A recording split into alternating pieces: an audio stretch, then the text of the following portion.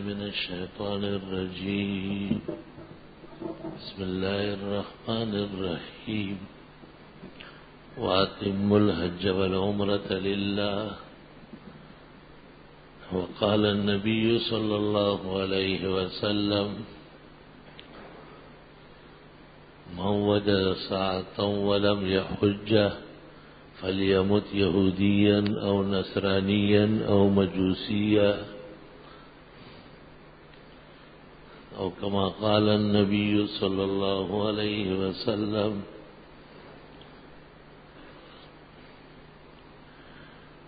اللہ تعالیٰ کا یہ بھی ارشاد ہے کہ الحج اشہر معلومات، حج کے مہینے معلوم ہیں.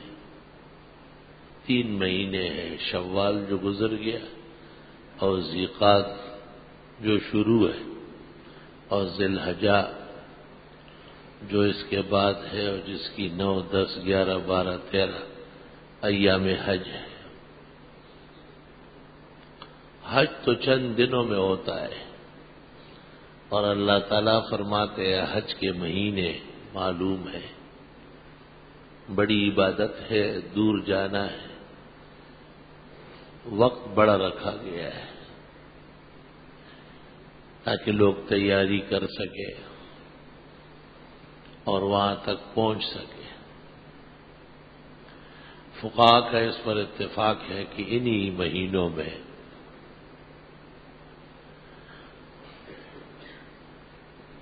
جب چاہے احرام باندھ سکتا ہے حج کا، اور احرام تو طویل ہوگا تو خطرہ ہے کہ جنایات ہو جائے. احرام میں جو غلطیاں ہوتی ہیں جو نہیں ہونا چاہیے ان کو جنایت کہتے ہیں. جرم اور جنایت کی جمع جنایات ہے.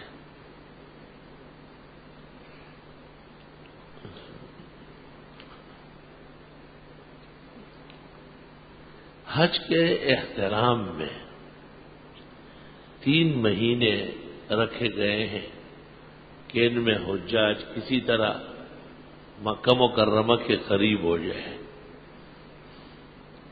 اور وہاں پہنچنے کی کوشش کریں.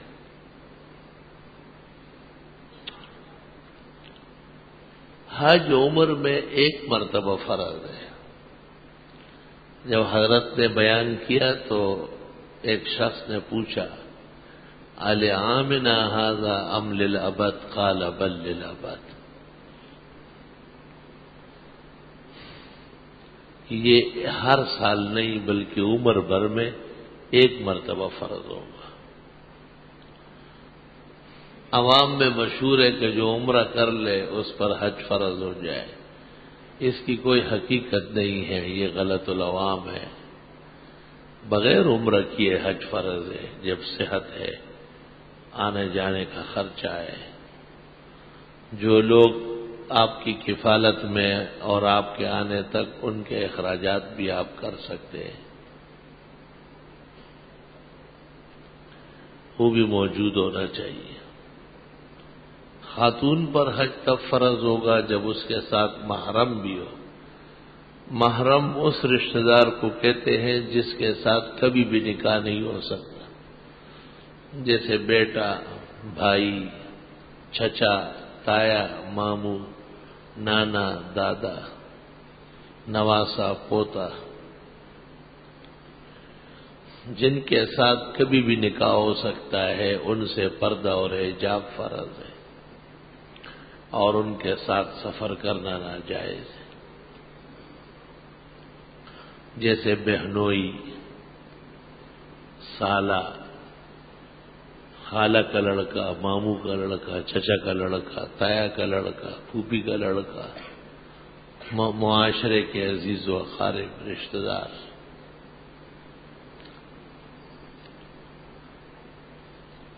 ان کے ساتھ نکاح ہو سکتا ہے کسی وقت بھی،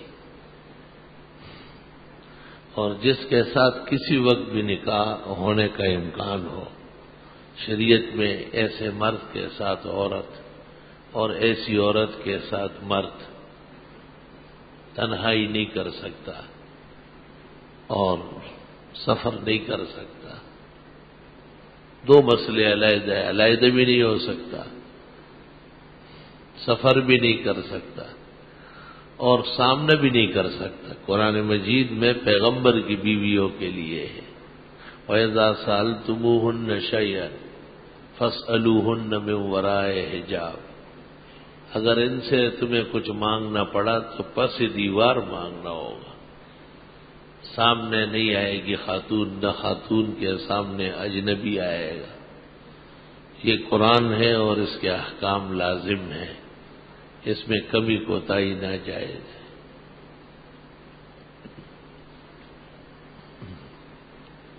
خاتون کے لیے یہ ضروری ہے کہ حج میں اس کے ساتھ محرم ہو،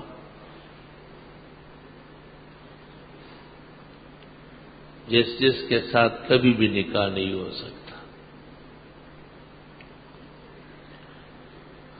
بعض اوقات شرعاً تو محرم ہے لیکن جائے خطر ہے، مثلا جوان ساس ہے اور جوان داماد ہے، اور دونوں کی طبیعتوں میں بھی یکسانیت پائی جاتی ہے، تو محققین نے لکھا ہے کہ نہ کریں سفر، خطرہ ہو سکتا ہے۔ اس طرح وہ محارم، مثلا ایک باپ ہے اور بیٹی سفر کرنا چاہتی ہے لیکن بیٹی اس کی عادات جانتی ہے کہ باپ بیٹی پر ہاتھ بڑھا سکتا ہے، سفر منع ہے۔ اب تو عام واقعات آ رہا ہے، عام واقعات بیان کرنے کے نہیں ہیں۔ آنکھ جو کچھ دیکھتی ہے لب پہ آ سکتا نہیں، محو حیرت ہوں کہ دنیا کیا سے کیا ہو جائے گی۔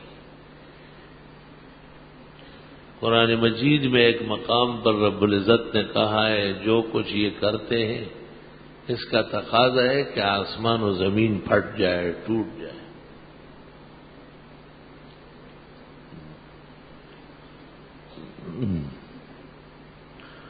دنیا میں دو شعبے بڑے خطرے والے، ایک علم کا، کیونکہ علماء کرام کو لوگ مذہبی سرمایہ سمجھتے ہیں اور اپنے رہنما مانتے ہیں، ان کو سب بتاتے ہیں۔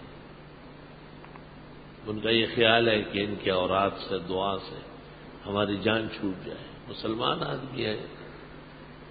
اور دوسرا ڈاکٹر، اس کو بھی سب باتیں بتائی جاتی ہیں، تب جا کے وہ کچھ علاج تجویز کرتا ہے۔ خنجر چلے کسی پہ تڑپتے ہیں ہم فقیر، سارے جہاں کا درد ہمارے جگر میں۔ استغفر اللہ۔ بس یہ مسئلہ پورا ہوا، اس کو سمجھ گئے آپ۔ جن کو خدا نے سمجھ دیا وہ سمجھ لیتے ہیں، اور جن کی سمجھ نہیں ہے ان کو اللہ سمجھ اور ہدایت دے۔ اس مہینے میں کچھ حجیان روانہ ہو چکے ہیں اور کچھ جانے والے ہیں۔ اجازت ہو تو آ کر میں بھی ان میں شامل ہو جاؤں، سنا ہے کل تیرے در پر ہجوم عاشقاؤں کا۔ سبحان اللہ، واہ بھائی، حج کیسے بیان ہو سکتا ہے، اور مکہ اور مدینے کی روانگی کس طرح بیان ہوگی؟ یا خدا ہے امداد فرما۔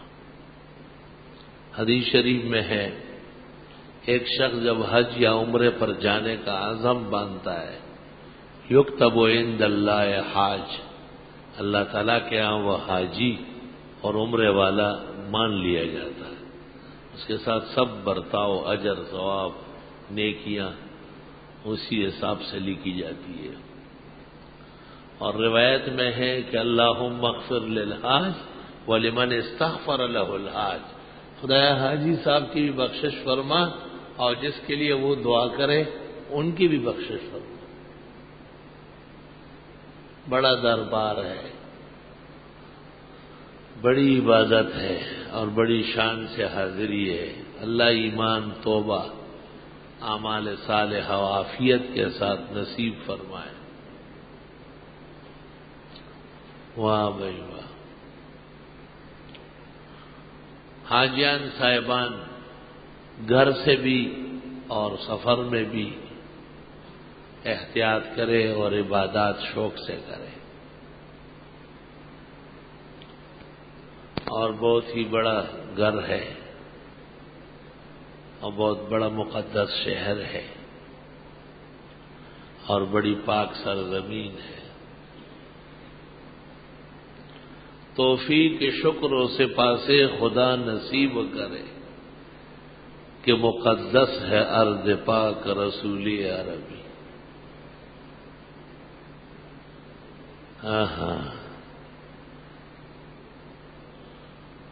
اللہم صل وسلم علی النبی وعلی آلہ واصحابہ وبارک وصلی وسلم علیہ۔ حاجی کی 3 قسمیں ہیں۔ ایک مفرد ہوتا ہے، وہ صرف حج کے ارادے سے گھر سے نکلتا ہے اور صرف حج کا احرام باندھتا ہے۔ وہ چاہیے کہ اخیر میں جائے۔ حج کے جو ہمارے ذمہ دار ساتھی ہیں ان کی محنت سے فلائٹ آگے پیچھے ہو جاتی ہے، کیونکہ ایسے غیرتی لوگ بھی ہیں جو حاجیوں کو صرف حج کمانے کے لیے نہیں، آخرت کمانے کے لیے کراتے ہیں۔ حاجی مفرد میں یہ فائدہ ہے کہ قربانی نہیں ہے اس کے ذمہ، قربانی اس کا معاف ہے کیونکہ وہ شرعاً مسافر ہے۔ جب جمرہ عقبہ کی رمی کر لے تو سیدھا جا کے بال اتارے، داڑھی نہ منڈائے، سر کے بال اتارے اور کپڑے سلے ہوئے پہن لے، خوشبو وغیرہ لگا لے اور مکہ مکرمہ جانے کی تیاری کرے طواف زیارت کے لیے، جو کہ فرض ہے۔ حج کی جو بقیہ 2 قسمیں ہیں، تمتع کا مطلب یہ ہے کہ ارادہ تو حج کا ہے لیکن احرام گھر سے یا میقات سے عمرے کا باندھا ہے، وہاں جا کر کے عمرہ ہو جاتا ہے چند گھنٹوں میں، اور پھر وہیں ٹھہرا رہتا ہے، نماز حرم شریف میں پڑھتا رہتا ہے۔ جب 8 ذی الحج آ جائے تو یہ احرام حج باندھ کے مینا چلا جاتا ہے۔ مینا تو سب جائیں گے۔ اس شخص نے درمیان میں عمرہ کر کے آرام کیا ہے، اس کو حاجی متمتع کہتے ہیں، اس کے ذمہ قربانی واجب ہے۔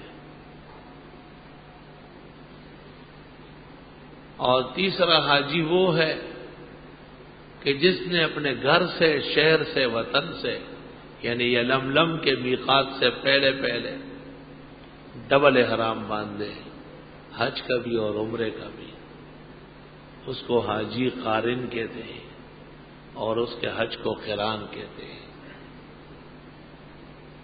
یہ شخص عمرہ کر کے حلال نہیں ہوگا، یعنی احرام سے نہیں نکلے گا،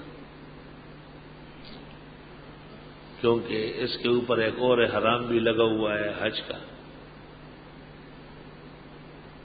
اور جب پھر انتظار کرے احرام کی حالت میں، احرام میں رہے گا۔ جب 8 ذی الحجہ آ جائے اور لوگ مینا روانہ ہوتے ہیں، یہ بھی روانہ ہو جائے۔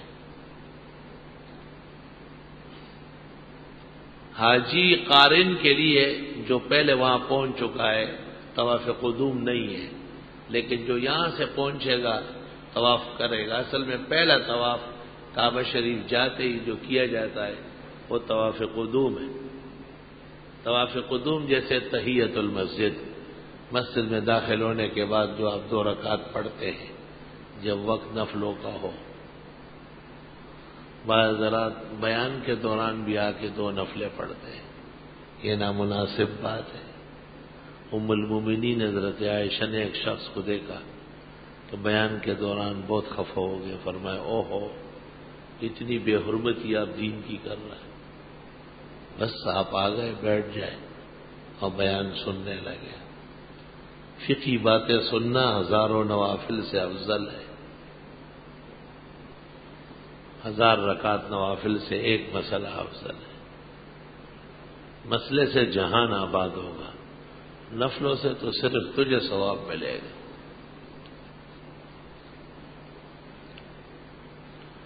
قارن حج قران کے معنی ہے عمرہ اور حج دونوں ایک احرام سے کرنا. عمرہ مکمل کر لے لیکن حلال نہ ہوگا، اسی طرح محرم رہے گا حالت احرام میں. حضرت امام اعظم ابو حنیفہ رحمۃ اللہ علیہ کے نزدیک یہ سب سے بڑا، عمدہ اور بہترین حج ہے. مشقت بہت ہے. ہمارے حاجی صاحبان ابھی سے جا رہا ہے، یہ قران کیسے کریں گے اور یہ افراد کیسے کریں گے. بعض بزرگان دین تو رمضان شریف سے پہلے جاتے تھے. پہلے زمانے میں ایک عالم کو میں جانتا ہوں، اور اس نے شعبان میں جا کے حرام باندھا. 5-6 مہینے پہلے حج کے دنوں میں بالکل ایک بلا بنا ہوا تھا. اتنا طویل حرام. اللہ ثواب تو دے گا مگر بچنا بہت مشکل ہے جنایات سے. وہ تو بڑے لوگ تھے، بچ سکتے تھے. ہم تو یہ حج افراد کرتے ہیں جس میں قربانی نہ ہو. قربانی بڑا بکیڑا ہے. یا ان پر اعتماد کرو اور بینک کے ذریعے کرو. اکثر علماء ان کی بینک کی قربانی نہیں مانتے، لیکن یہ بات مناسب نہیں ہے. اسلامی ملک ہے، سچے لوگوں کی جگہ ہے. بس جب وہ کہتے ہیں ہو گئی تو ہو گئی، بس ٹھیک، چھوڑو آگے. تعمق ناجائز، خواہ مخواہ کی جو ہے نا کھود نہ کرو اتنا. اسلامی ملک ہے، دنیا کا شاہ سوار ملک ہے. ایسا ویسا نہیں، سچ مچ اسلامی ملک. الحمدللہ خدا تعالیٰ قائم دائم رکھے. اللہ ہر بلا اور مصیبت سے بچائے.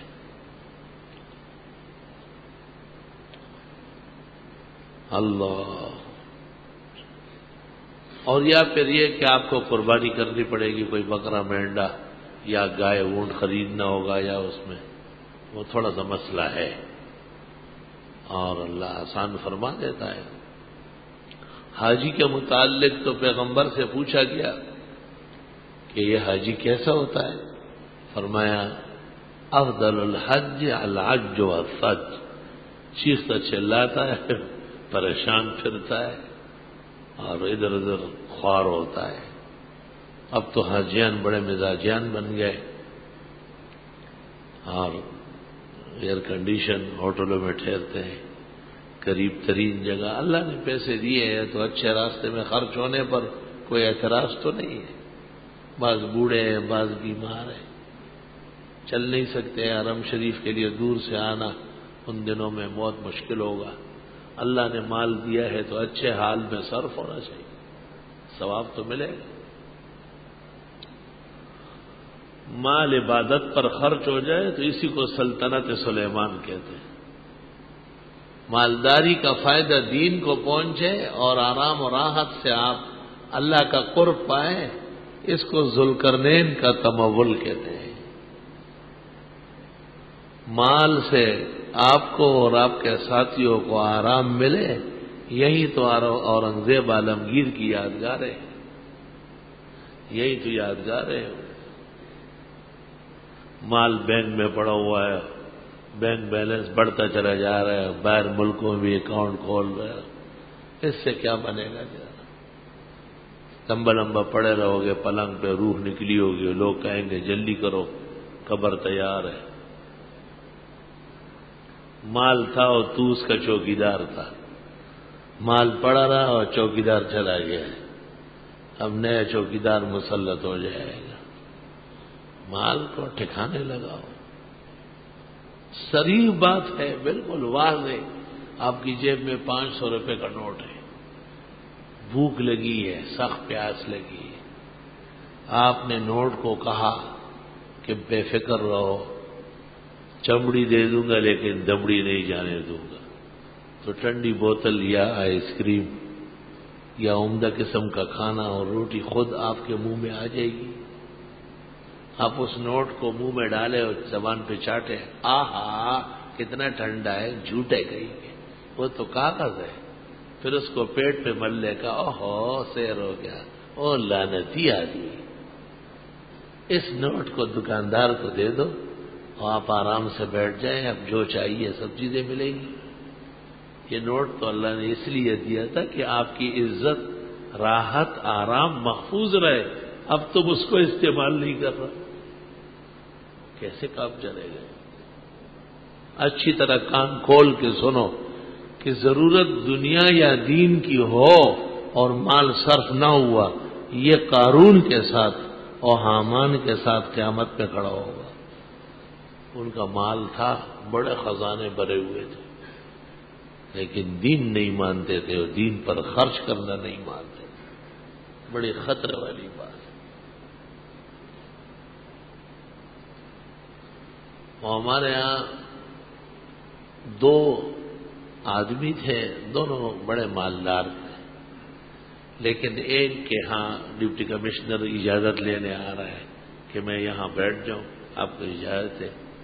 کوئی پولیس افسر آ رہا ہے ان سے پوچھنے کے لیے، خدمت میں سب حاضر ہے. اور وہ دوسرا بڑا مالدار تھا لیکن اس کی کوئی حیثیت نہیں. تو میں نے اپنے والد صاحب سے پوچھا، چھوٹا بچہ تھا. والد صاحب نے کہا یہ ایک شخص دسترخوان چلاتا ہے، تمام افسران آتے ہیں، کھانا کھاتے ہیں، ان کے مہمان ہوتے ہیں، یہ انتظام کرتا ہے، تو وہ بھی اس کا اکرام کریں گے. اور یہ دوسرا جو ہے یہ بالکل قارون ہے. اور قارون ہلاک شن کے چہت خالہ گنج داشت. شیخ سعدی کہتے 40 خزانے بھرے ہوئے تھے اور پھر بھی قارون تباہ و برباد ہو گیا کیونکہ اس کو خرچ کرنا نہیں آتا تھا. خرچ کرنا ضروری ہے، وقت پر اولاد پر خرچ کرنا، مناسب وقت میں اپنے اہل و عیال کا بھی پورا خیال رکھنا، پڑوس والوں کو بھی دینا ہوگا، انہیں بھی یہ چیزیں پہنچانی ہے. حدیث شریف میں آیا ہے اللہ تعالیٰ قیامت کے دن ایک آدمی کو جنت کے راستے میں روک لے گا. کہاں لے جا رہا ہو؟ روکو، یہ کیسے جنت جائے گا؟ اس نے مجھے کھانا نہیں دیا، مجھے پانی نہیں پلایا اور میری عیادت نہیں کی. فرشتے بھی حیران رہ جائیں گے اور وہ شخص بھی گھبرا جائے گا اور وہ کہے گا آپ تو اللہ رب العالمین ہیں، آپ کہاں بیمار ہو سکتے ہیں اور آپ کو کہاں بھوک لگ سکتی ہے اور آپ کو کہاں پیاس آ سکتی ہے. حق تعالیٰ کہے گا آپ کے پڑوس میں کتنے بھوکے تھے، پیاسے تھے اور بیمار تھے، ان کو بھوک پیاس بیماری میں نے مسلط کی، تیرے اوپر فرض نہیں تھا ان کی دیکھ بھال کرنا؟ تیری توفیق نہیں تھی دیکھ بھال کرنے کی؟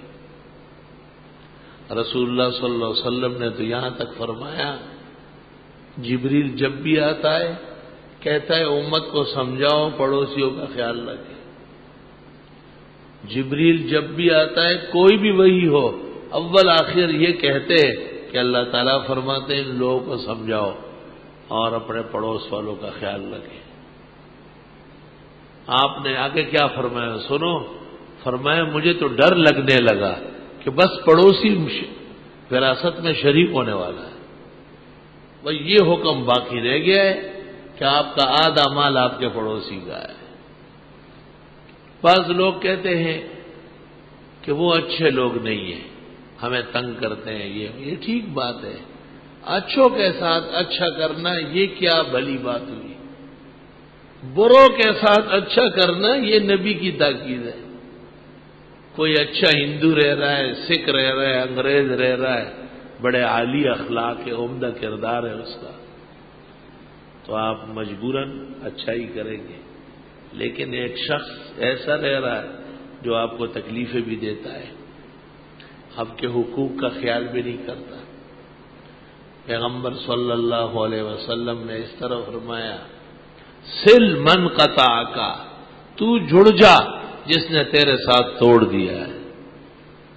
واعف عمن ظلمک، جس نے ظلم کیا آپ اسے معاف کر دیں. واحسن الی من اساء الیک، آپ احسانات کریں جنہوں نے آپ کے ساتھ برائیاں کی ہے. وہی جانان دے بد کڑا زبا حکم خدے بد بد و سزا بلا ورکوی دا. وہ برا کرتا رہے اور آپ اچھائیاں کرتے رہے. آپ کسی کے لیے کر رہے، کسی کا حکم ہے. آپ کو اللہ نے علم دیا، آپ نے حدیث شریف سن لی، آپ پیغمبر کے غیرتی وفادار امتی ہے. اس کو یہ مقام مرتبہ کہاں نصیب ہوا ہے؟ تو جو جانتا ہے وہ، جو نہیں جانتا ہے وہ، دونوں ایک جیسے نہیں ہے. برائی میں مقابلہ نہیں کرنا ہے، اچھائی اور مقابلہ کرنا ہے. یہ ہمارے پیغمبر سید الاولین والآخرین، سید الاولیاء والمتقین، سید الغرر المحجلین، سید الشفعاء یوم الدین، ختم المرسلین جناب نبی کریم صلی اللہ علیہ وسلم نے ارشاد فرمایا ہے، آمنا و صدقنا، دل و جان سے حاضر ہے. خدا توفیق عطا فرما. اللہم صلی وسلم علی عبدک و رسولک و نبیک محمد احمد. حاجیان صاحبان روانہ ہوتے وقت رسوم اور بدعات سے پرہیز کریں. بعض لوگ حج سے پہلے اور حج کے بعد دعوتوں سے فارغ نہیں ہوتے. دعوتیں بہت شوق سے کھاتے ہیں. میں مانتا ہوں کہ لوگ احترام کرتے ہیں اور احترام کرنا بھی چاہیے، لیکن اکثر بھانجی ہے. بھانجی اس کو کہتے ہیں کہ ہم نے کیا آپ بھی کریں، میں کروں گا تو بھی کر. یہ بھانجی والی دعوت ہے. معذرت کرو، اللہ نے توفیق دی ہے. آپ کچھ کھانا پکوا لیں اور جو لوگ آپ کو الوداع کہنا چاہتے ہیں اور آپ کی عبادت پر خوش ہے ان کو طلب کر لو کہ آؤ کھانا کھا لو، دعائے خیر کر لیں. بجائے لوگ یہاں دعوتوں میں جانے فضول باتیں، فضول سیاست، اکو بکو صدر بکو، یہ اٹھی پھٹی باتیں کہاں آتی لوگوں کو. لوگ مجلس جانتے ہی نہیں ہیں کہ ایک حاجی نے دوسرے گھر جا کے کیا باتیں کرنی ہے. لوگوں نے اس کو روٹی سالن بریانی کباب تو کھلانا ہے، لیکن شایان شان کلام کے لیے کہاں سے آدمی لائے گا؟ تو پیغمبر نے تو کہا جو حج کا ارادہ کر لے وہ حاجی ہے. اور تو ابھی تک مزاجی پھر رہا ہے، تیرا مزاج ہی تبدیل نہیں ہو رہا ہے. مت کھاؤ، زیادہ کھانے چھوڑو. مکہ مکرمہ میں اور مدینہ منورہ میں کھاؤ گے اور وہاں کے رزق میں عجیب شان ہے. کچھ آرمانیں اپنی چھوڑ دو. اور بعض لوگ کہتے ہیں واپس آ کر کے پیسے دوں گا. لے یہ جاپانی حاجی، اس کے پیر پکڑو، جاؤ مکان گروی کر لو، اس کو کہو یہ پیسہ رکھ لو، میں کعبۃ اللہ جا رہا ہوں، تو سیر سپاٹے کرنے جا رہا ہے. اس کو ٹرخا رہا ہے. واپس آ کے دیکھیں گے لے یہ حج ہے. یہ تو حج نہیں، حج کی اہانت ہے.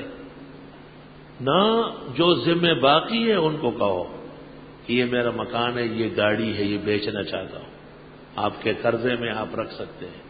وہ کہے کہ نہ، آپ بخیر و عافیت تشریف لے جائے، اللہ آپ کو خوشیوں سے اور عبادات کی توفیق اور قبولیت سے واپس لے آئے اور پھر لیں گے. ٹھیک ہے. کوئی خانگی بدمزگی ہے، آپ کی بیٹی روٹ کے آئی ہے، ان کی بیٹی آپ کے یہاں سے، ان کو بھی صلح کرانا ہے، ٹھیک کرنا ہے معاملہ. آپ کا قصور ہے، معافی مانگے. ان کا قصور ہے، معاف کر دیں. وہ دور اور زمانہ میرے علم میں ہے کہ ایک خاندان ایک شخص سے راضی نہیں ہوا تو وہ حج پر نہیں گیا. اس نے کہا میرا نہیں ہوگا حج، میں پیسے ضائع نہیں کر سکتا. ایسے خام خواہ کے میں وہاں تلبیہ پڑھوں گا اور اللہ میرے اوپر خطرناک ہوگا. بڑے بڑے جرگے اس میں گئے آئے، لیکن وہ فریق بہت سخت تھا. اور اس حاجی صاحب نے معذرت کر لی کہ اگلے سال ان کو راضی کر کے پھر میں جاؤں گا. اور یہ حاجیان صاحبان بینک چور، اب بیلنس چور، اتھے دا گڑبا دا گڑگا دا، اور چلا گیا اور آگے، اور محلے والوں کو پتہ چل گیا کہ اس نے حج کر لیا. کون سا حج ہے پتہ کچھ نہیں ہے.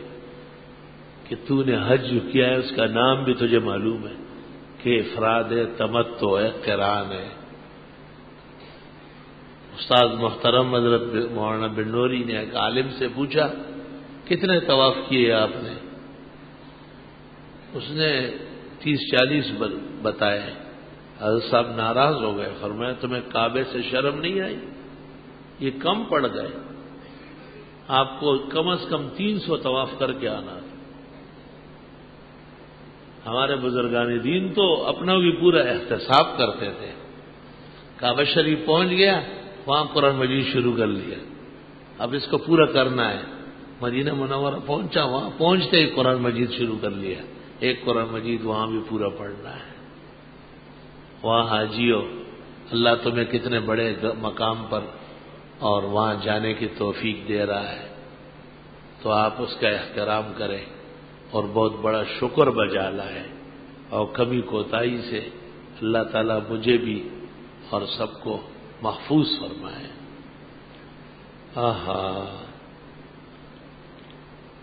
اور انقلاب اور تبدیلی بھی قبول کر لے، برائیوں میں کمی کر لے اور برائیوں کو چھوڑ دے، ان سے روگردانی اختیار کر لے، اور اچھائیاں، خوبیاں، نیکیاں، عبادات اور طاعات کا ولولہ وہ بڑھائے. یہ پسندیدہ ہے شریعت مقدسہ میں. اللہ، بازاروں میں وہاں پھرتے ہیں، خریداریاں کرتے ہیں، اور یہ کام پاکستان کے مارکیٹوں میں نہیں ہو سکتا. کون سی چیز ہے جو یہاں نہیں ملتی؟ اپنے آپ کو لدوا کے نہ، اہل خانہ کو عقل سکھاؤ کہ تمام سامان کراچی میں، پاکستان کے بڑے شہروں میں اعلیٰ کوالٹی مل رہی ہے. حاجی کے ہاتھ میں چند کھجورے، ایک زمزمہ، مختصر سفر، آرام راحت، اللہ اللہ کر کے آؤ جاؤ. لوگوں کے لیے اپنے آپ کو خرکار کا گدھا نہ بنواؤ کہ سارا سامان تیرے اوپر لدا ہوا ہو، اور خرکار کا لدا ہوا گدھا آج سے واپس آ گیا ہے. ضرورت کیا ہے؟ بہت سارے کپڑے جو تم نے لے گئے بس وہاں دے دو فقراء مساکین کو. مختصر سے لباس میں آ جاؤ.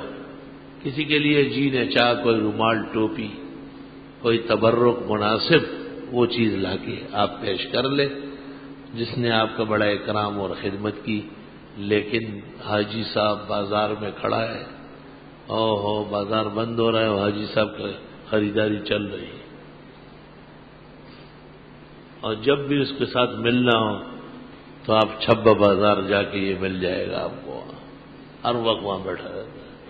اور تو بازار کے لیے آئے ہوا، اور تجھے شرم نہیں آئے کعبۃ اللہ کی عظمت سے؟ ان اول بیت وضع للناس للذی ببکۃ مبارکہ، پہلا گھر خدا کا مکہ میں برکت والا، وہدی للعالمین، کائنات کے لیے اس میں خیر و برکت ہے. وہ بہت ہے. ایسی دعوتیں قبول مت کرو، ایسے لوگوں سے مت ملو جن کی وجہ سے حرم کی نماز چھوٹ جائے. نماز تو درکنار، ایک رکعت چھوٹ جائے، تکبیر تحریم نہ. آپ کا مکان دور ہے، قریب ہے، آپ اسے حساب سے سیٹ ہو جائے. سویرے آیا کرو، کوئی عذر معقول نہیں ہے. ایک مولوی صاحب کو میں نے دیکھا بہت پہلے، مسجد حرم نہیں آتے تھے. میں نے پوچھا کیوں نہیں آتے؟ کہنے لگا جہاں ہم ایک بنگالی پاڑے میں ان کی جگہ تھی، مسفلہ میں، کہا وہاں پر مسجد ہے. تو میں نے کہا وہ جہاں مسجد بنوری ٹاؤن چھوٹی پڑ گئی جو یہاں آ رہے تھے، پھر ادھر ہی پڑھتے. اتنی بڑی جہاں مسجد بنوری ٹاؤن کی موجود ہے وہیں پڑھ لیتے. یہاں تو حرم شریف مقصود ہے، مکہ کے تمام مساجد مقصود نہیں ہے. خدا نہ کرے کوئی عذر پیش آیا تو پھر نماز قضا نہیں کرنی ہے، جماعت نہیں چھوڑنی ہے. لیکن پہنچنا تو حرمین شریفین ہے. زادہم اللہ حفظا و سلاما. شیطان ہے مختلف طریقوں سے لوگوں کو کمزور کرتا ہے. مسجد حرام میں جب آپ ہوں اور بہترین عبادت تو طواف کی کثرت ہے، زیادہ سے زیادہ طواف ہے۔ سننے میں آیا ہے علماء سے، خود تو نظر سے جزیہ نہیں گزرا اب تک، کہ 4 طواف ایک عمرے کے برابر ہے۔ لیکن مجھے اس پر اشکال ہے کہ اللہ تعالیٰ نے عمرے کا ذکر حج کے ساتھ کیا ہے۔ وَأَتِمُّ الْحَجَّ وَالْعُمْرَةَ لِلَّهِ، عمرہ تو مستقل عبادت ہے بہت بڑی۔ ہم یہاں سے سال کے 11 مہینے عمرے کی نیت سے جاتے ہیں۔ ہاں عمرہ نہ کر سکے، عذر ہے، بیماری ہے، بڑھاپا ہے، وہ ضروری عمرہ جو یہاں سے تھا وہ ہو گیا، اب مدینے سے واپسی پہ ہوگا، تو طوافوں کی کثرت کر لیں، بہت زیادہ طواف ہونا چاہیے۔ جب مکہ مکرمہ میں قیام ہو حاجی صاحبان کا اور اللہ ان کو توفیق دے عمرے کی، تو تنعیم جا کے وہاں سے احرام باندھے، جہاں سے ام المومنین عائشہ صدیقہ رضی اللہ عنہا نے احرام باندھا تھا بحکم پیغمبر صلی اللہ علیہ وسلم۔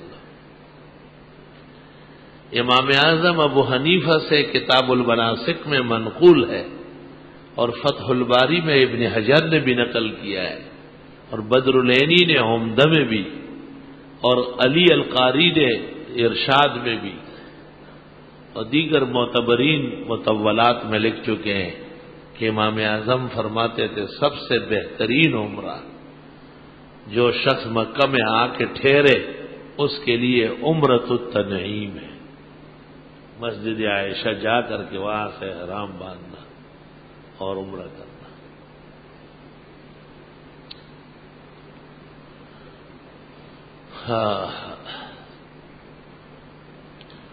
کچھ لوگوں نے شیطان کی طرف سے، شیطان کا بھائی بن کر تنعیم کے عمرے کے خلاف لب کشائی کی ہے، اور وہ کہتے ہیں کہ یہ تو بس ام المومنین کا عذر تھا اور انہوں نے عمرہ کیا اور لوگ یہاں سے عمرہ نہ کریں، میقات جائے۔ یہ مناسک حج اور عمرے کے ابجد سے واقف نہیں، ابجد سے، پرائمری کے بچے کے برابر علم اور عقل نہیں ہے اس شخص، تخصیص کی کوئی وجہ ہی نہیں ہے۔ امام بخاری نے کتاب الحج میں ایک عنوان قائم کیا، باب عمرۃ التنعیم، کہ تنعیم سے عمرہ کیا جائے گا۔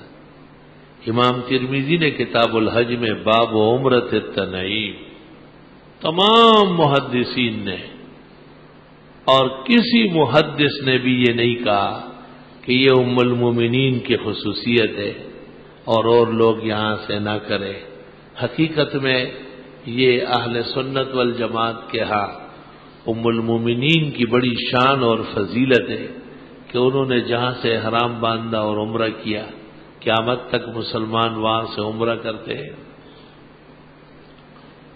تو اس کے نتیجے میں جو ایک فرقہ ہے منکر قرآن، منکر سنہ اور دشمنان صحابہ، ان روافض اور یہودیوں کے گماشتوں نے یہ تنعیم کے خلاف حرز سرائی کیے، بے بنیاد باتیں ہیں۔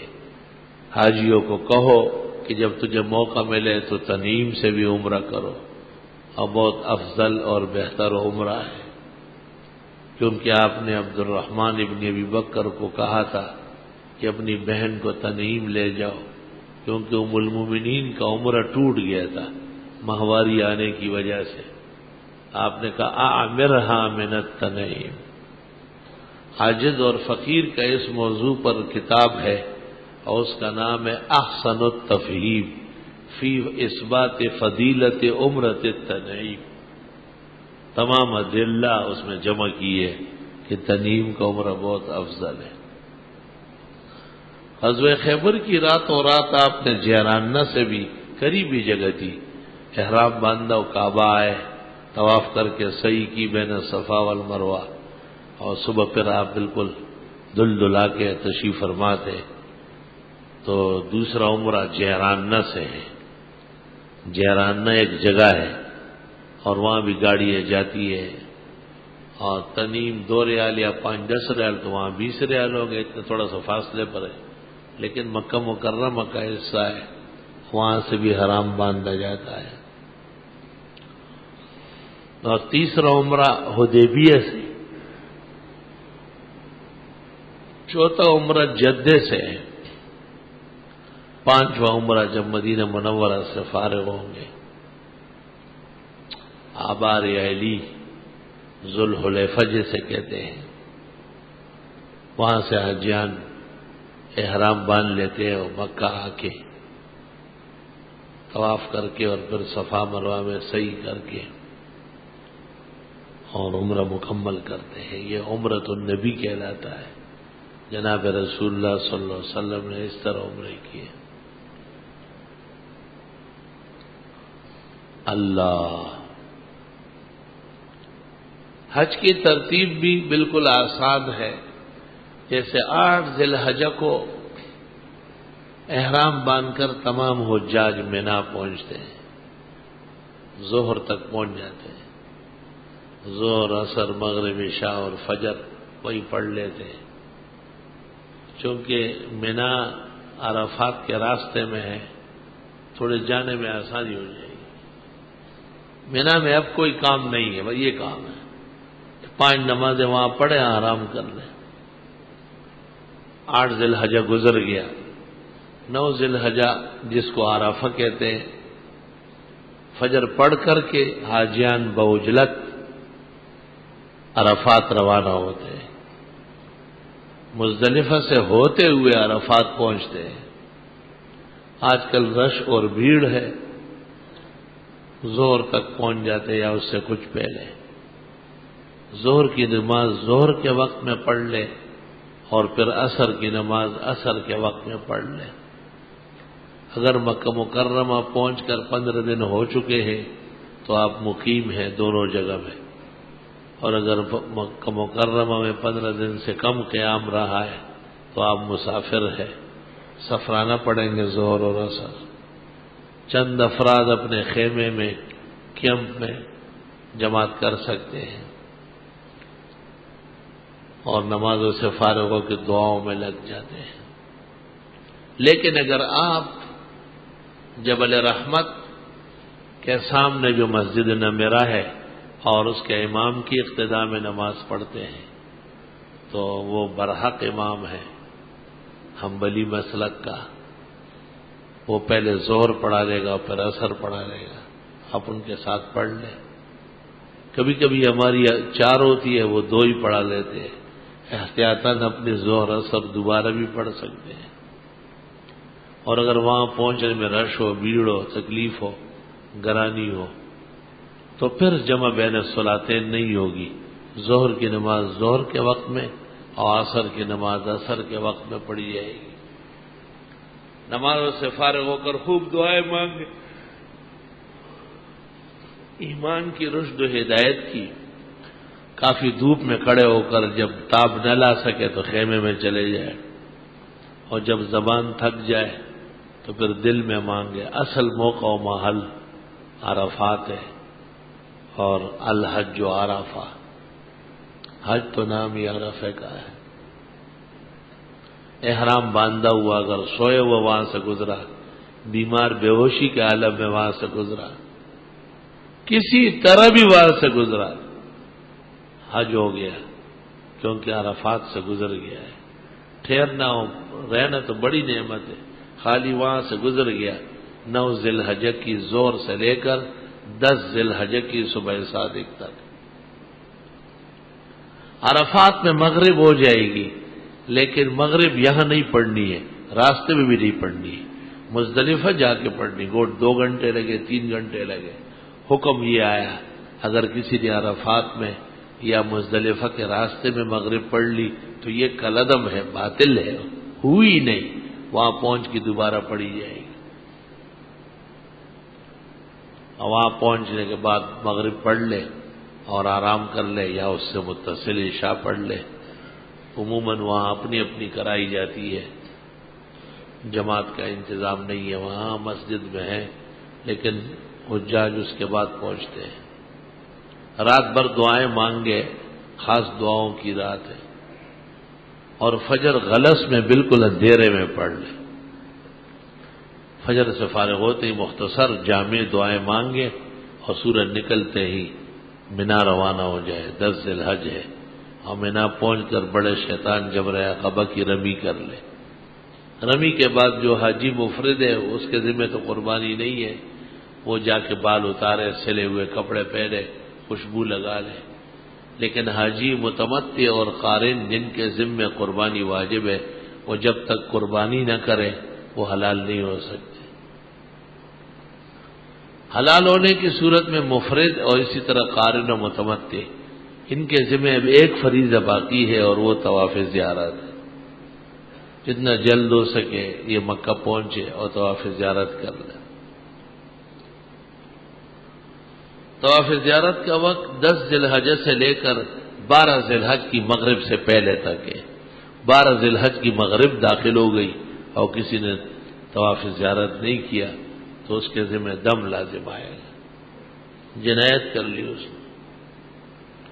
طواف زیارت کے بعد منا ہی واپس جانا ہے، اور چونکہ 11 اور 12 کی رمی واجب ہے، اس کے لیے منا میں راتیں گزارنا سنت مؤکدہ ہے.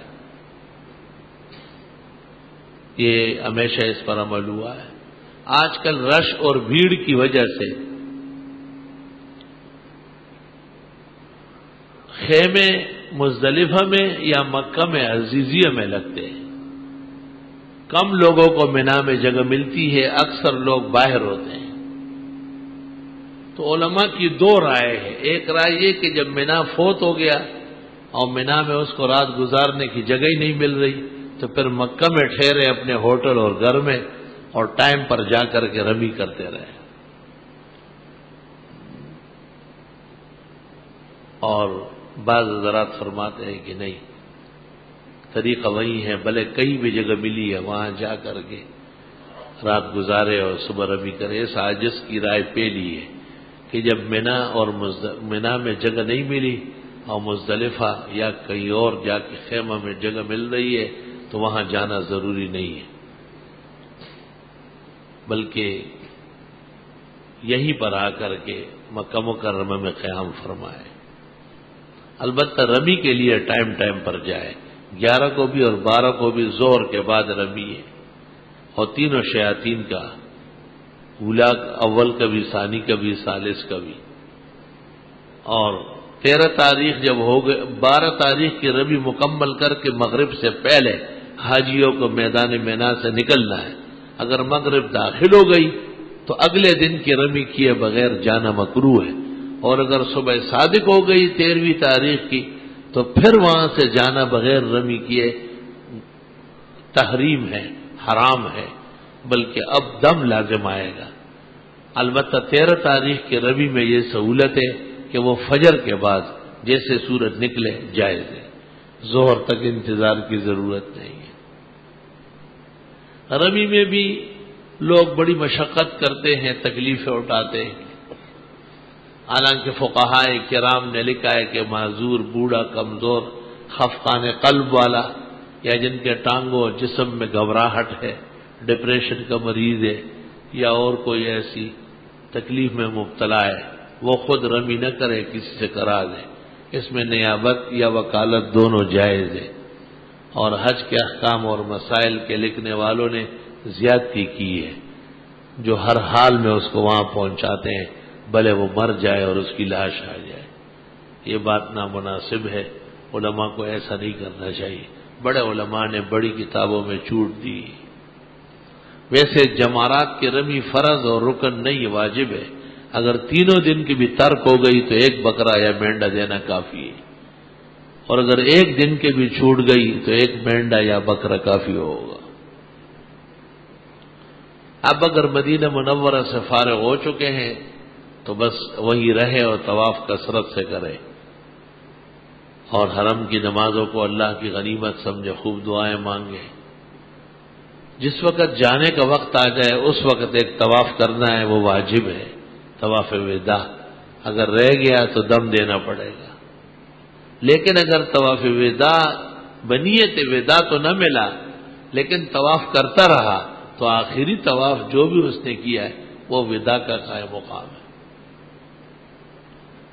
اور جن کے ذمہ مدینہ منورہ جانا باقی ہے وہ طواف وداع بعد میں جب مدینے سے فارغ ہو جائے اور مکہ آ جائے وطن روانہ ہوں گے اس وقت طواف وداع کر لے. اور اگر یہ اندیشہ ہے کہ شاید مدینہ ہی سے روانگی ہو تو پھر طواف وداع کر کے بیت اللہ شریف سے الوداع اور رخصت لے کر اللہ کے دربار میں خوب روئے، معافی مانگے، اپنی عبادات کی قبولیت، گناہوں کی معافی، اللہ کی رضا و خوشنودی کے حصول کے لیے، قیامت کے دن کی تکلیف سے بچنے کے لیے، موت کی آسانی، قبر کی آسانیوں کے لیے اور ہدایت پر استقامت کے لیے خوب دعائیں مانگے اور پھر مدینہ منورہ روانہ ہو. جب وہ باقی ہو زیارات کی تفصیل کر لیں گے اور جن کا ہو چکا ہے وہ وطن کے انتظار میں رہے. امام اعظم فرماتے ہیں کہ مکہ اور مدینہ میں بہت زیادہ ٹھہرنا مناسب نہیں ہے کیونکہ وہاں کے آداب عجمی لوگ بجا نہیں لا سکتے ہیں. اللہ اکبر. میں نے اس مناسبت سے کہ آج کل حجاج اکثر جانے والے اور کچھ گئے بھی ہیں بعض اہم مہم مسائل بیان کیے ہیں. اللہ تعالی عمل کی توفیق نصیب فرمائے. وآخر دعوانا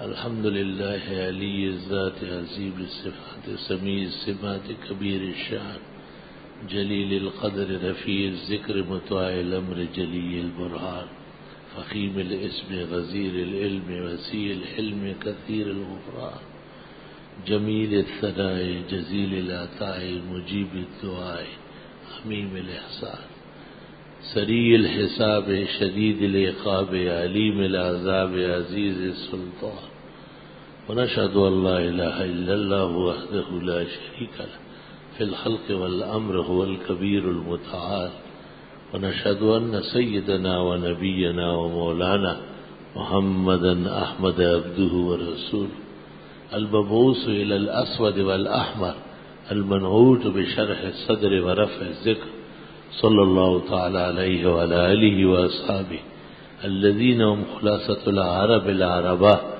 وخير الخلائق بعد الأنبياء.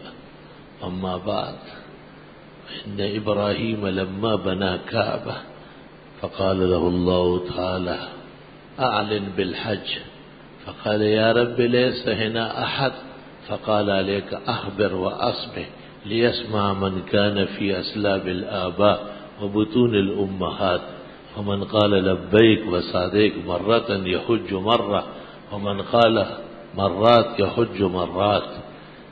وقال النبي صلى الله عليه وسلم إن الحج يغسل الذنوب كما يغسل الماء الدرن. وقال النبي صلى الله عليه وسلم الحج المبرور جزاؤه الجنة. وسئل النبي صلى الله عليه وسلم كيف الحاج فقال هو أشأس وأغبر.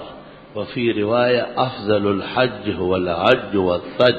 العج هو رفع الصوت بالتلبية والثج وكثرة الدماء والتسخين. وقال النبي صلى الله عليه وسلم رب حاج يهجون ويقولون ويلبون لبيك اللهم لبيك فيقال لهم لا لبيك ولا سعديك بل حجك مردود عليك. نستغفر الله ونتوب إليه ونسأله السلام والعافية. بارك الله لنا ولكم في القرآن العظيم ونفعنا وإياكم بالآيات والذكر الحكيم. إنه تعالى جواد قديم كريم ملك بر ورب رؤوف رحيم.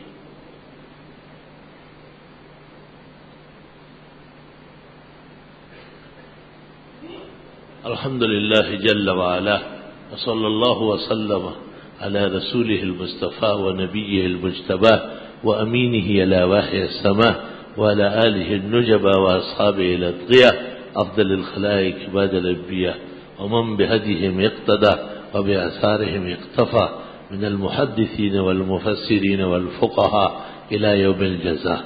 أما بعد فقد قال النبي صلى الله عليه وسلم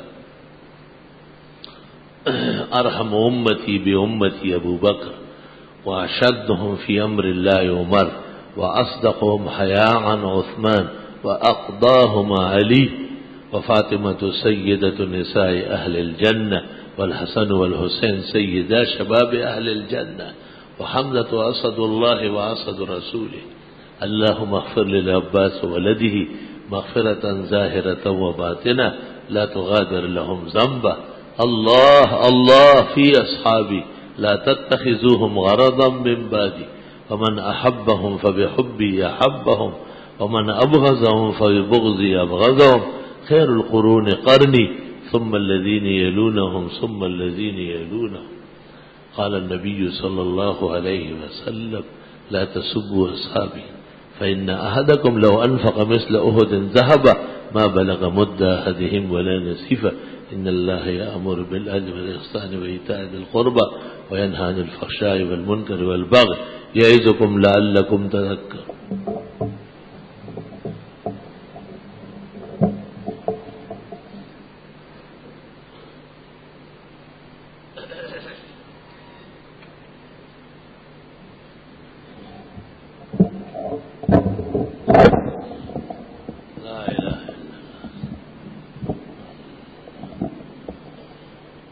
صفحے سیدھی فرما لیجئے. سر ڈھک کے نماز پڑھنے کی عادت اپنائیں. سر عام حالات میں بھی ڈھکنا مسلمان کے لیے سنت اور آداب حیات ہے. نماز زیادہ حقدار ہے اللہ کے قرب اور مناجات کی گھڑی کہ مومن کا سر ڈھکا ہوا ہو. اس سے ابدیت اور تواضع پیدا ہوتی ہے. ضرورت کے لیے مسجد میں موجود صاف ستھری دھلی دھلائی ٹوپیاں قابل استعمال ہیں. الله أكبر الله أكبر الله أكبر الله أكبر. أشهد أن لا إله إلا الله أشهد أن لا إله إلا الله أشهد أن محمدا رسول الله أشهد أن محمدا رسول الله. حي على الصلاة حي على الصلاة حي على الفلاح حي على الفلاح. قد قامت الصلاة قد قامت الصلاة. الله أكبر الله أكبر لا إله إلا الله. صفحہ سیدھی فرما لیجئے. درمیان میں خالی جگہ نہ چھوڑیں. صفوں کی درستگی بہت ضروری ہے. مرد کے لیے ضروری ہے شلوار کے 5 ٹخنوں سے اوپر. اللہ اکبر.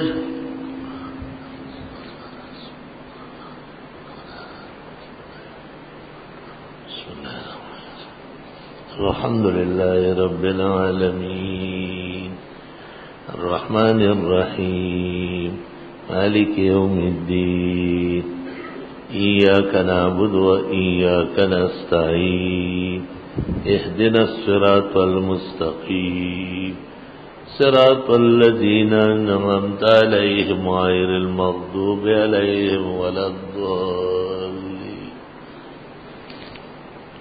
ذلك نتلوه عليك من الآيات والذكر الحكيم.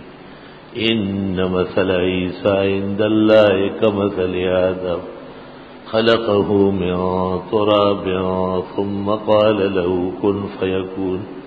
الحق من ربك فلا تكن من الممترين.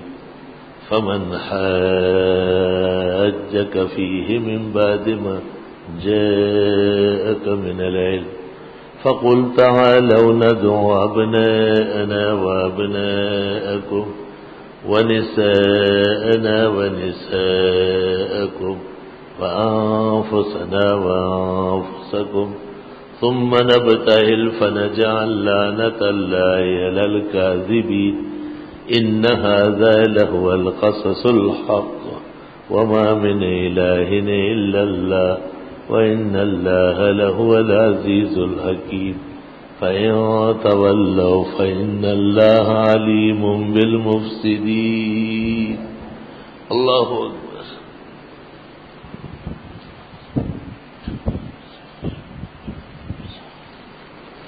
سمع الله لمن حمده الله أكبر الله أكبر الله أكبر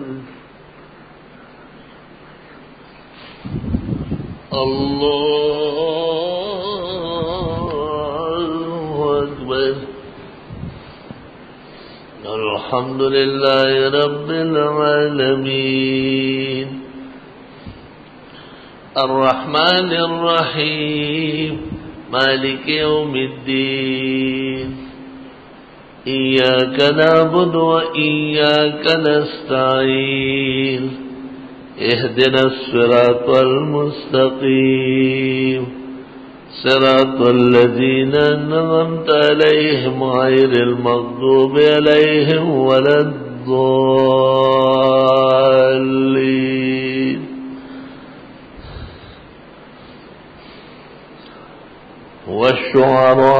والشعراء يتبعهم الغاوون ألم تر أنهم في كل واد يهيمون وأنهم يقولون ما لا يفعلون إلا الذين آمنوا وعملوا الصالحات وذكروا الله كثيرا وانتصروا من بعد ما ظلموا وسيعلم الذين ظلموا أي منقلب ينقلبون الله أكبر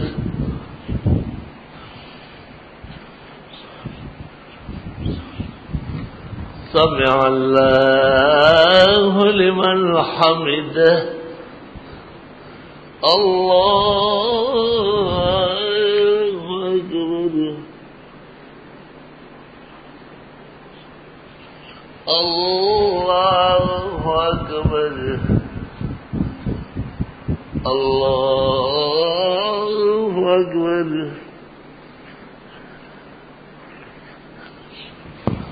الله أكبر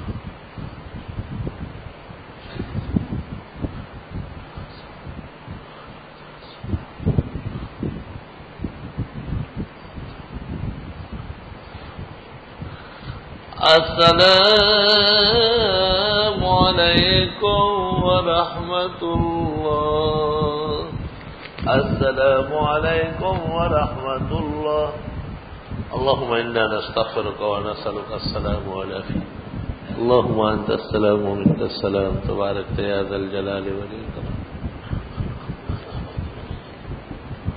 صلى الله تعالى على خير خلقه محمد وآله وأصحابه أجمعين برحمته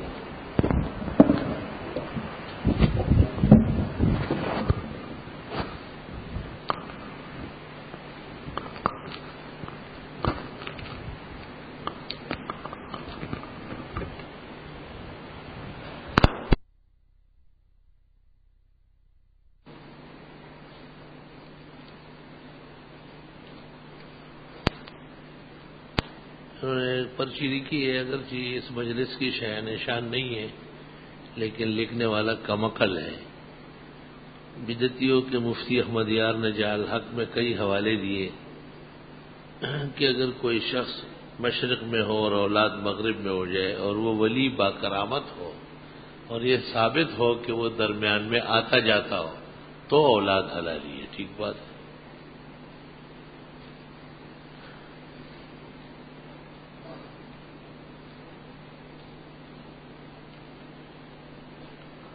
این جی اوز والے لوگوں کو نقدی یا جانور دیتے تو اس جانور سے اس نقدی سے قربانی جائز، لیتے کیوں ہے؟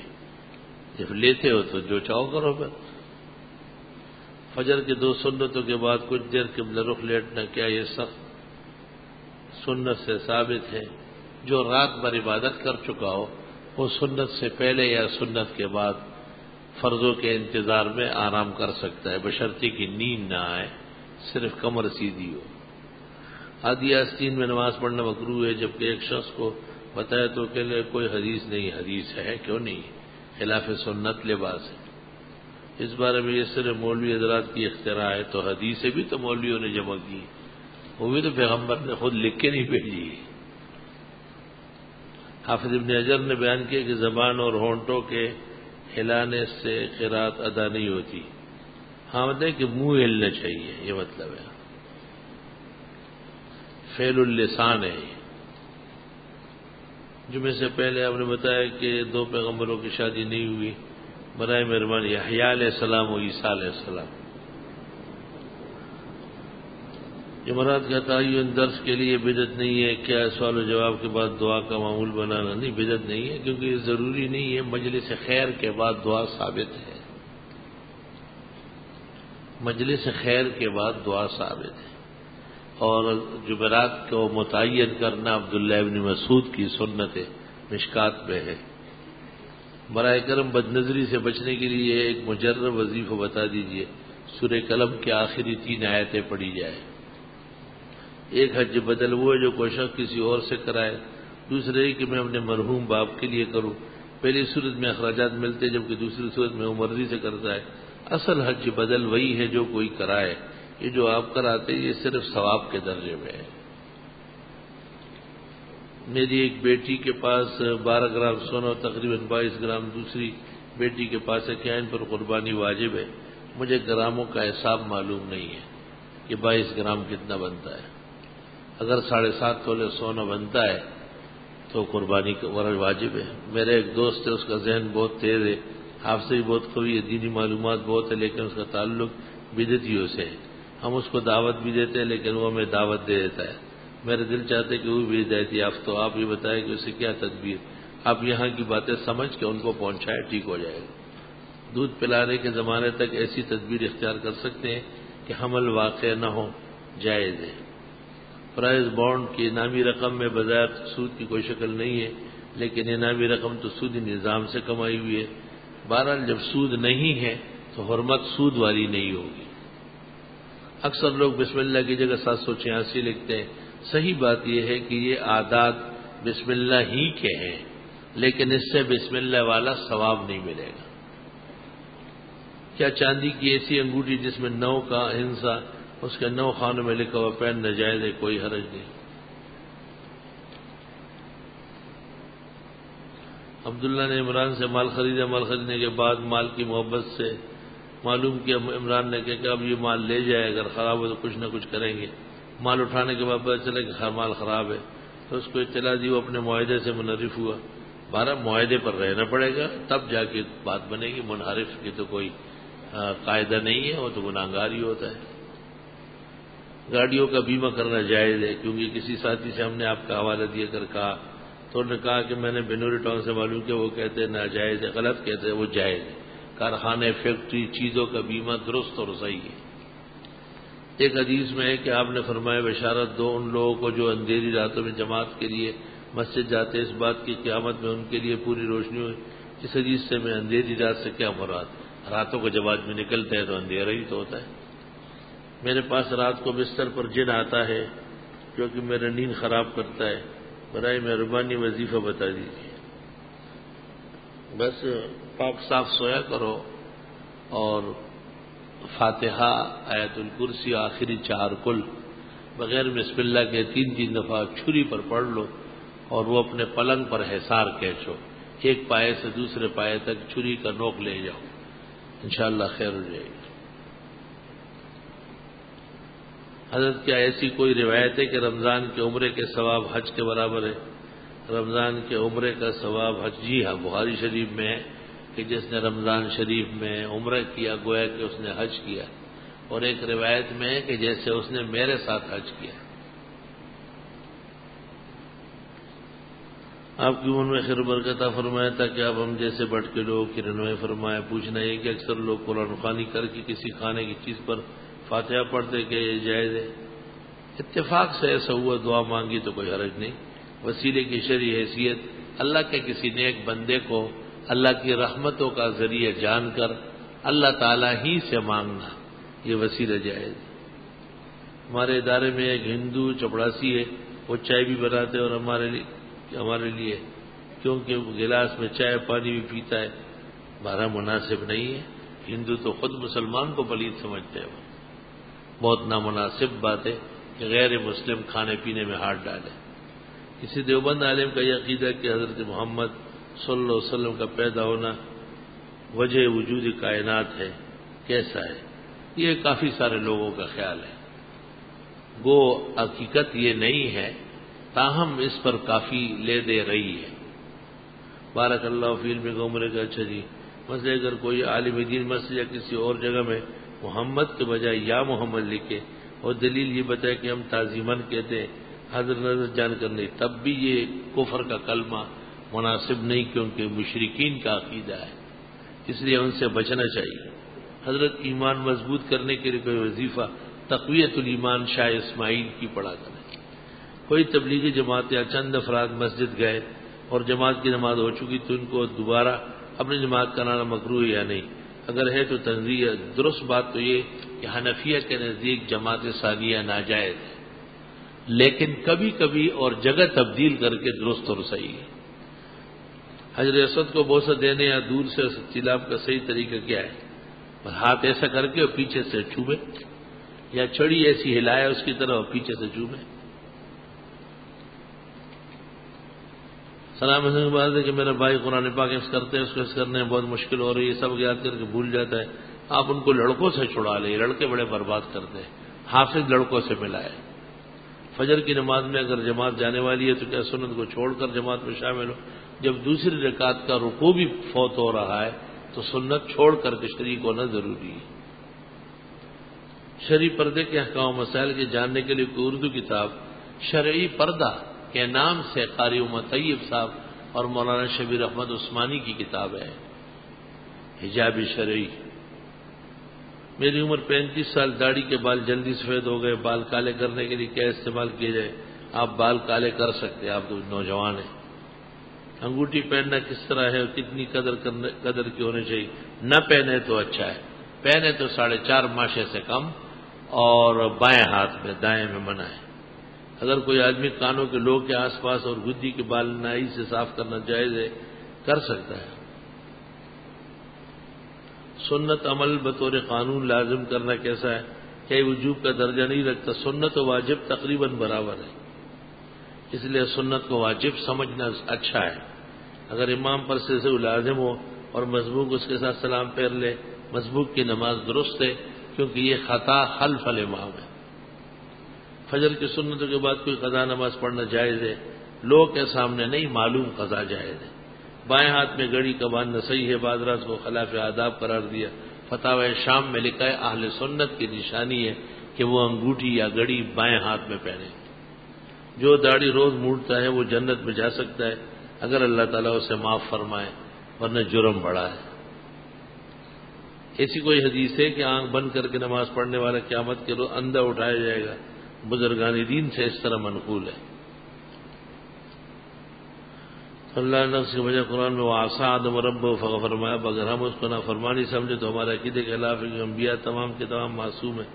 اللہ تعالیٰ نے آدم علیہ السلام کے بارے میں یہ بھی تو کہا نسی آدم، کہ آدم علیہ السلام بھول گئے تھے.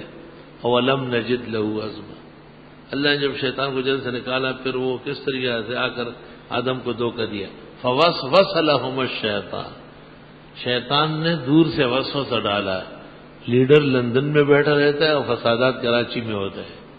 فوسوس لہم الشیطان، شیطان صرف عابد تھا یا عالم؟ صرف بیکار قسم کا عابد اور پیر تھا.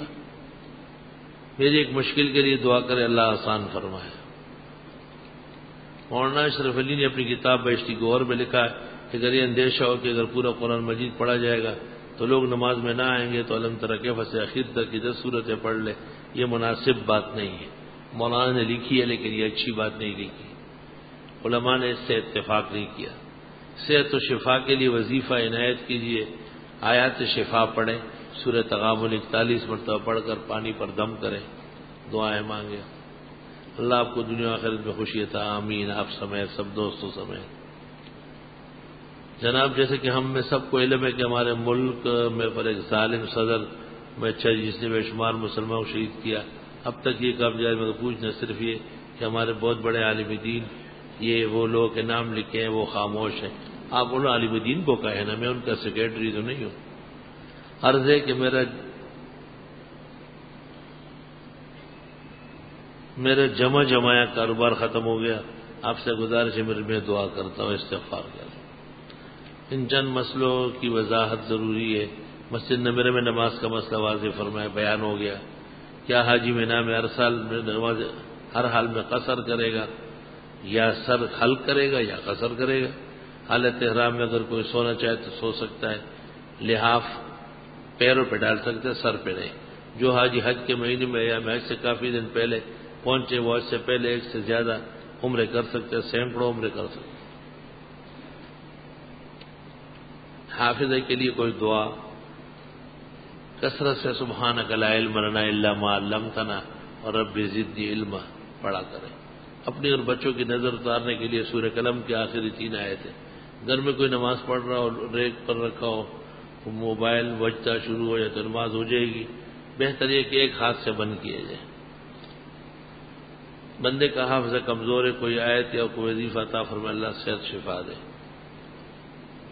مبشر صاحب کی طبیعت بہت خراب ہے، تقریباً 2 ماہ سے بخار مبتلا ہے، بخار کبھی اتر کبھی چڑھتا ہے، اللہ تعالیٰ صحت و شفا عطا فرمائے۔ میرے بھائی کی طبیعت بہت خراب ہے، اللہ انہیں بھی صحت شفا دے۔ میں نے اپنے بھتیجا اس سال مدرسے میں داخل کیا، اللہ انہیں کامیابی عطا فرمائے۔ میں بہت پریشان، جو کام کرتا ہوں آخر میں ٹوٹ جاتے، اللہ آپ کے کاموں میں برکت فرمائے، اللہ آپ کی مدد فرمائے۔ استغفار و آیات کریمہ کی کثرت کر لیں۔